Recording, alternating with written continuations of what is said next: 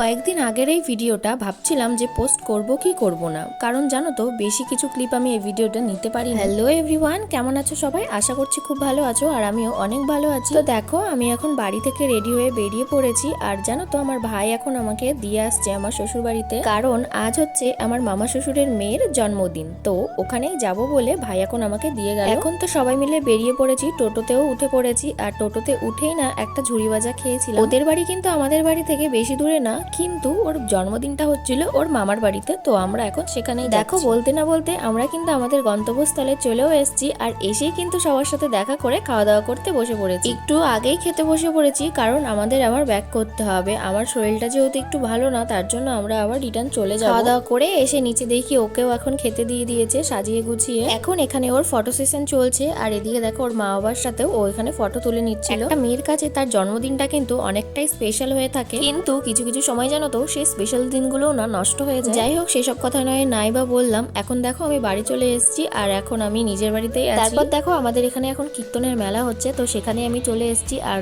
অনেকটাই ভিড় হয়েছিল আজকে যেহেতু শেষ দিন ছিল, আর আজকে ছিল সূর্য পুজো, তার জন্য এতটা ভিড় ছিল। চলো তাহলে আমি পুজো দেখি, তোমাদের সাথে দেখা হবে অন্য ভিডিওতে।